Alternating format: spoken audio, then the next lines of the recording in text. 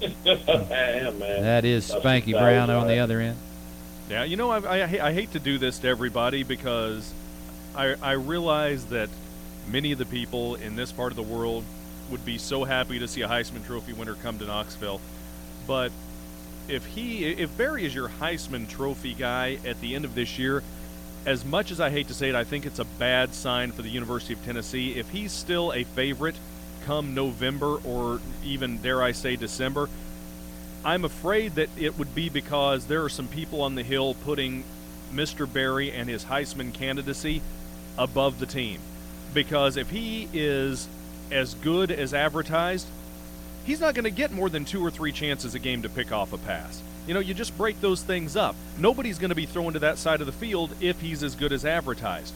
And I don't want to see him on offense a whole lot.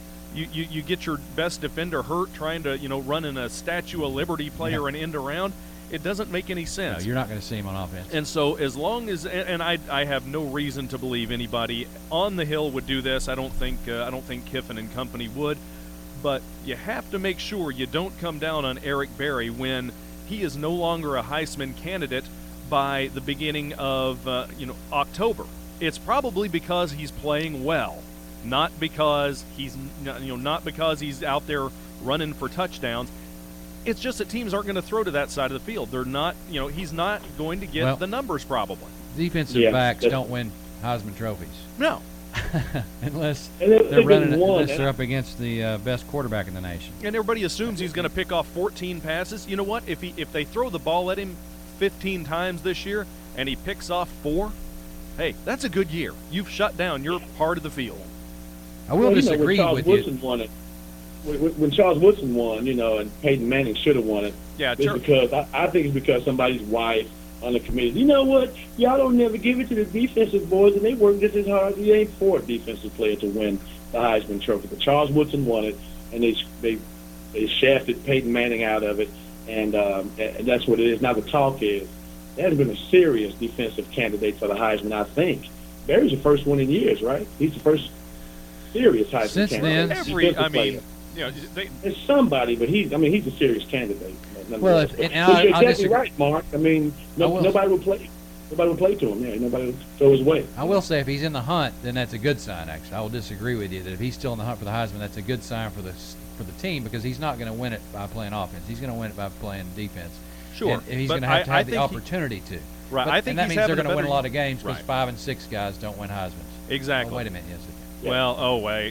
Well, everybody, as someone who is the least of the UT fans, probably in this part of the state, Peyton Manning got jobbed by the Heisman people. In fact, let's be fair, the Heisman's been a popularity contest for years, and it goes all the way back to the days of Hugh Green not winning that. But a lot of teams will put a defensive player out there. Even Ohio State was putting Laurinaitis out there. Just a couple of years ago, had a good year, but you're right. Defensive guys aren't going to win that unless they, a couple end arounds and a Statue of Liberty play here and there and return 3 punts for a touchdown. I don't want him to have to do that.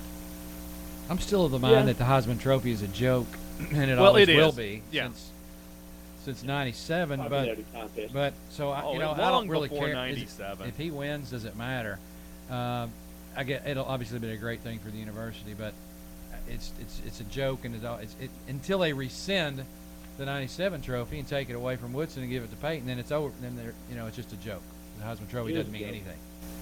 Absolutely, he should have won it hands down, and I think it was just this whole era of political correctness. We went, what about the defense? That's why you see fat cheerleaders in high schools now. Because it used to be a day when all the cheerleaders were hot. But somebody's mama got upset because my baby can be a cheerleader too, but she got to be on the team. But you know what? Same reason every player on every little league team or every soccer team gets a trophy at the end of the year as well. Yeah. No, see, in the self-esteem. Yeah, little league, the little league games they play in the White House lawn. There are no outs. Every kid hits the ball and runs all the way around the bases for a home run every time. If I'm one of those parents, I say, son, when he hits you that ball, make a diving catch, throw him out at first, and then make fun of him all the way around the bases, telling him he was really out and he embarrassed himself in front of the president. Absolutely. Yeah, and let him shake that competition. off. Everybody can't win. Everybody can't win. And this is a great topic for discussion later on in this show. We'll do stuff like this. It'll be great. But everybody can't win all the time. So, hey, it's winners and losers. And, sometimes you lose, and that's it. That's it. Go away. So, that's my 2 cents. Well, let's just hope he doesn't get hurt. Let's hope whoever the quarterback is doesn't get hurt, because it's going to be a long year, and we don't need any more long years around here. We've had plenty of those. starting to feel like Memphis. Yeah. In your face, Maggie.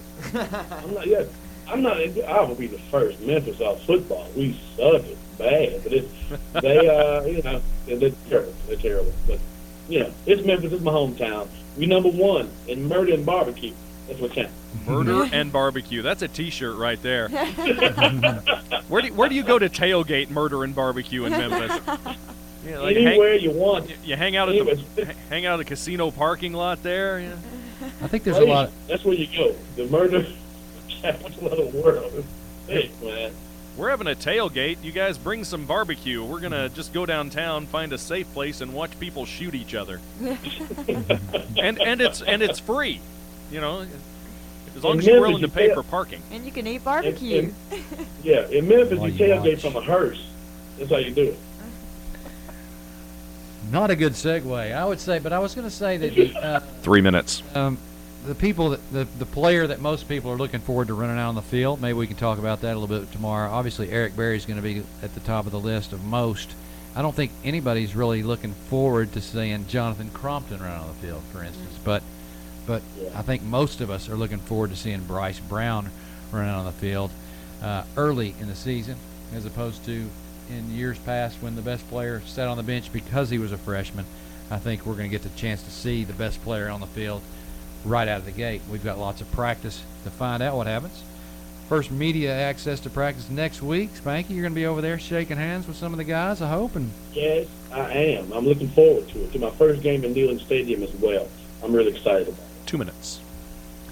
All right, Spanky, I think we're going to get ready to wrap it up here in a second. So I'll just say have a safe journey. Thanks for doing this morning from Raleigh, and we'll see you in the studio tomorrow. See you guys tomorrow. Looking forward to it. Number 19, I love you all the time. I'll see you guys tomorrow. Drive safely. Heather? Love you. Be careful. Hey, I get to hang up on Spanky. He's going to be the first guy I hang up on this show. You're gone, pal. You're gone. Bye. All right, we'll see you tomorrow, everybody. And before we go, I just have to say a big shout-out to Mom. She wanted to stick around and see this first show. She was a great sports fan, season ticket holders to the volunteer basketball and football games for many, many years. She was the junior golf mom at Dean Hill Country Club for many years. She left us this morning, and she would say she was a determined woman, and she would say the show must go on, so it did. I want to thank everybody here for helping me get through the show today, and she's got a ringside seat from now on. So thanks, everybody, for listening. We'll see you tomorrow. Tony Basilio coming up next. We'll see you in about, 21 hours, I guess, on this very same goodness. station? Yeah. Just getting up at 5 o'clock, I'm not a real fan. It'll get easier as you go along. I'll make the not coffee too every fun. morning. We'll be all right. Yeah, that's what they say. We'll see what happens. All right, thanks for listening, everybody. We'll see you tomorrow on Out of Bounds with Spanky Brown on ESPN Radio. Spanky Brown. Spanky Brown.